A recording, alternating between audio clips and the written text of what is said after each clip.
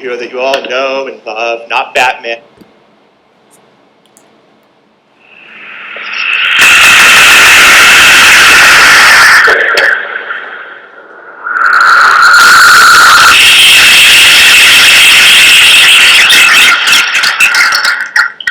I'm absolutely thrilled to be here. Thank everyone at KPSU for pulling this wonderful event together. I'm going to start by telling you two very personal things about me. For starters, I'm a superhero. No, not the kind of superhero that you all know and love, not Batman, not Superman, but my absolute favorite superhero, Spider-Man. I don't have some souped up Batmobile parked outside or some bright red cape with Spidey sixth sense. I'm not the flashy superhero type like that, but I have superpowers. I'll get to that soon enough. The other really personal thing I want to tell you about me is that I'm deaf. And as the family legend goes, when I was 6 weeks old, I had double pneumonia and a deadly high fever. It's because of this high fever that I became deaf. Well, how deaf am I? I'm very deaf. In clinical terms, I have what's called central neural hearing loss. That high fever ravaged my inner ears. It burned away the hair cells in my cochlea. In my right ear, I'm 100% deaf. In my left ear, I'm severely hard of hearing. In the hearing world, I use lip reading and a slew of tricks to try to understand folks. When all else fails, I use it. I have 2 names for this talk. I want to tell you 2 stories. The first story is about the day that I discovered I was a superhero. The second story is about deaf people. I want to use this story about deaf people to show you how we can change what we think about deaf people. I'll get back to that soon enough.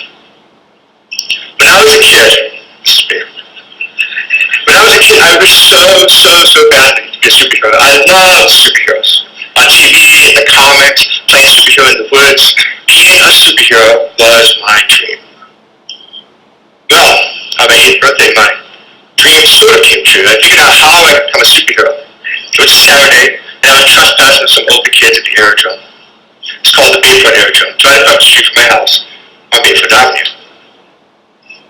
So anyway, I'm running because the guards who are chasing us, this is how we used to go at drills, the guards are chasing us in their pickup truck. And they're shooting at us with assault shotguns because we won't stop trespassing at the aerodrome. So anyway, I'm running and the guards are shooting at me.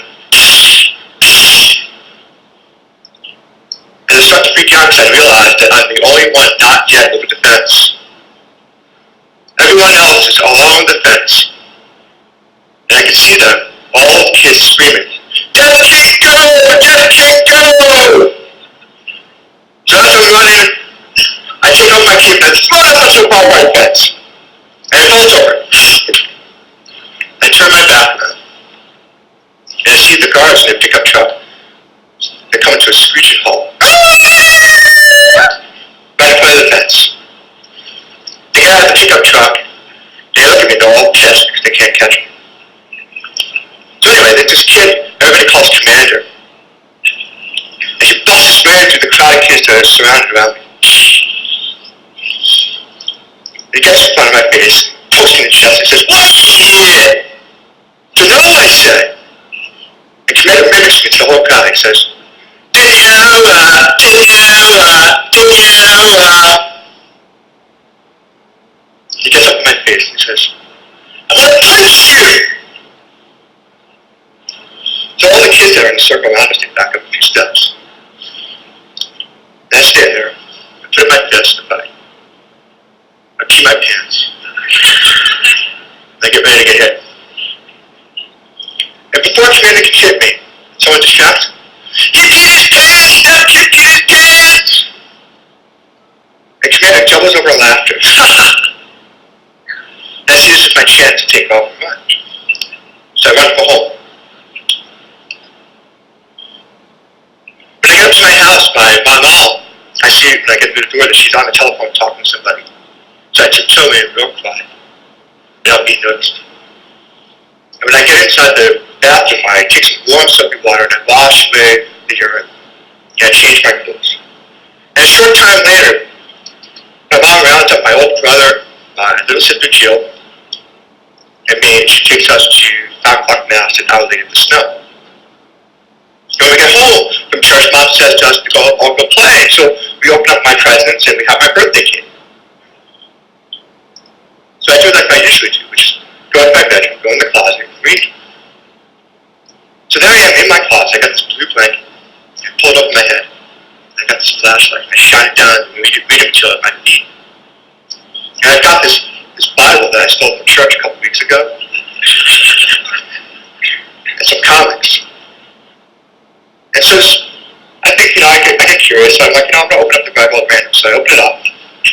And I see the name Moses.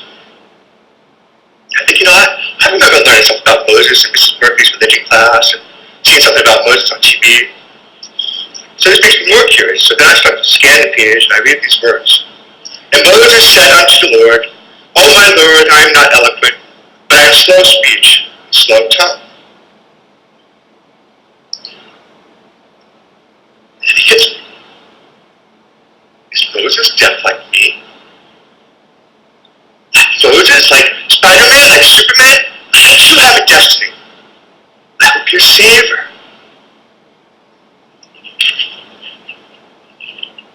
Father Michael always talks about the Savior in church. I would be a Savior like him.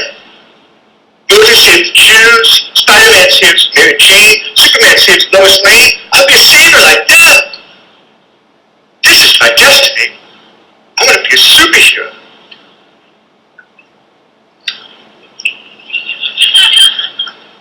I think it's really pathetic that Moses was the first deaf person I ever met. Because I was mainstream, I never actually got to meet another deaf person. Before I met Moses, I thought that I was alone in this universe. Now, obviously, there were deaf people around me. There probably were deaf people at the grocery stores, deaf people in the restaurants. I probably saw deaf people everywhere I went, but I never actually got to meet a deaf person. Moses was my first. In my worldview as a child, Moses was a superhero. There was no difference between Moses and Spider-Man. Both had superpowers and both did good deeds. Peter Parker's Uncle Ben, Spider-Man's Uncle Ben, always says, with great power comes great responsibility. When I was a little kid, I discovered one of my superpowers to be the ability to tell good stories. I learned the art of entertaining and informing people by using my stories. Much later, when I was working with young children. Because my first language was not English. My first language was faces. Before I learned to read lips, I learned how to read people's faces and their emotions. So whose story gets heard? There are so many stories that are pushed aside as not important enough to hear. For the deaf with their communicative differences, many of their stories are not being told to the larger world. We're hearing people write and tell about deaf people than deaf people themselves. So much of what we know about deaf people is largely wrong. So I want to start off with a super powerful message, one that I want you all to hear. It's this: deaf people are not disabled. Go ahead, repeat this out loud 3 times. Deaf people are not disabled. Deaf people are not disabled. Deaf people are not disabled. I want to take this idea that deaf people are not disabled, and I want to use this idea to show you how our schools are disabling our deaf students. If I could be so bold, I'd even say our schools are dumbing down our deaf students. I'm going to tell you about the downright criminal graduation, literacy, and employment rates of deaf folks. At the end of this talk, I'm going to tell you exactly what you can do to help us deaf folks right now, today. For many of you, it may be a surprise to learn that 90% or more of deaf children are born to hearing parents. Many of these hearing parents have little or no understanding of sign language or deaf culture.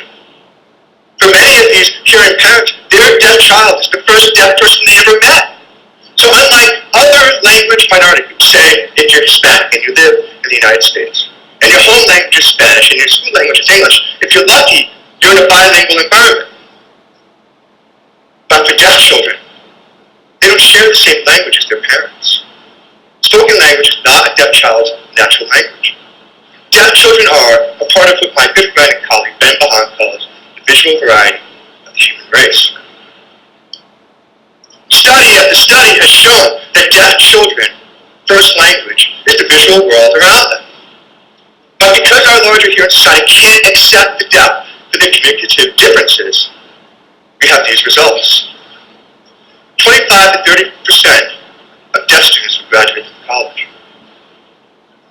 Fourth grade is the average level of reading ability that a deaf student has at graduation from high school. 60% of deaf adults are unemployed. Being deaf in today's hearing world is tough.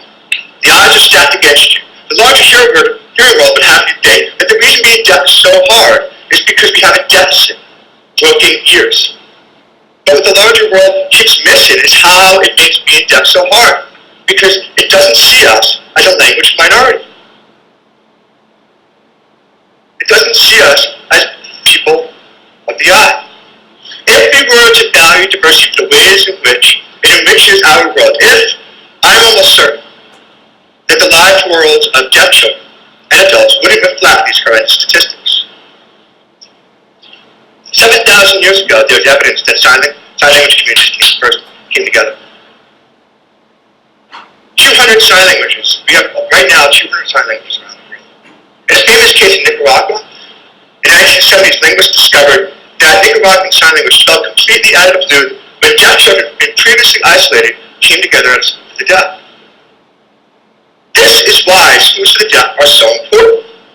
Because schools for the deaf serve as sites of socialization into deaf children's home culture and their local deaf culture, as well as their home spoken language and their local sign language. We need to stop thinking of the deaf as disabled and start thinking of them as bilingual. We need to stop putting the deaf in special education. We need to put them in bilingual education. So the majority of deaf children today are mainstream, but this is not the way things used to be.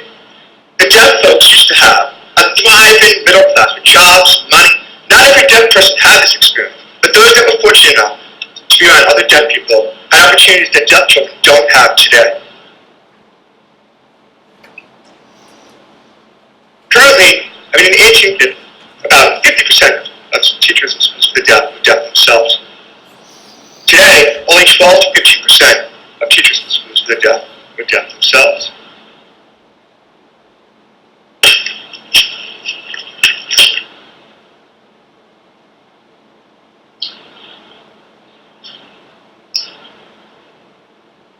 There we go. Is that better?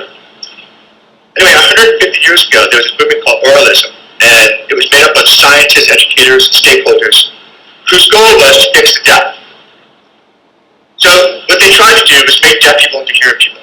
What ended up happening is the oralists come along, and they start to support oral-only programs in mainstream. And once the oralists come together with the mainstreamers, this is where we have the start of deaf children being warehoused in special education, ignoring them as language minority, instead seeing them as people with disabilities. In the turn of the 19th century, there were 87 schools for the deaf. 1/3 of these schools have since closed. This past year, the National Association for the Deaf put out an alert warning saying that over a dozen schools for the deaf are in danger of closing or experiencing drastic budget cuts. So I ask you, why not let the deaf be deaf? We need to support deaf children by supporting deaf schools and deaf teachers. We need to support deaf children by supporting them being around other deaf children. We need to support deaf children being in both environments that use spoken language and sign language. Well, how do we fix all this? Well, it's already being done. At the Maryland School for the Deaf, I'm doing research right now. The superintendent's name is James Tucker. His approach to deaf education is simple. Access. Access. And so for those children that are on that campus, what that means is access to both English and American Sign Language. Each and every child on that campus, whether they know English or Sign Language better than the other, has access to language. So, at the Maryland School for the Deaf, children have opportunities to be accessible or have access to their deaf peers, their deaf adults. They have access to whatever's going on in the classroom and out in the playground. So what are the results? Well, at the Maryland School for the Deaf, they hold the distinction of passing state exams at higher rates than their hearing peers in hearing schools. Let me say that again. Deaf students at Maryland School for the Deaf pass their state exams at higher rates than their hearing peers. Need more evidence? Well, those with deaf have been regional winners in the academic bowl. They also offer AP classes, Spanish placement classes, and American Sign Language. Maybe some folks ought to sit down with Superintendent Tucker and ask him how he's doing what he's doing. Better yet, maybe some folks ought to sit down with a bunch of members of the deaf community and ask them what we ought to do. The take-home message from my talk today is that I want you all to think about what my experiences were like as a kid being alone. Think about these deaf children who feel so alone in this universe. But that's not the whole point of my talk today. It's not just about listening to deaf people. It's also about listening to those who've been marginalized. So above all, I want each and every one of you, who are in the audience today or at home watching this on video, for those of you who've been marginalized, to come forward with your stories and tell your stories in whatever way you can and want to tell them. I want each and every one of you to go home and tell these stories to other folks so they will in turn keep telling others. Go spread the word. It's high time we hear from the unheard.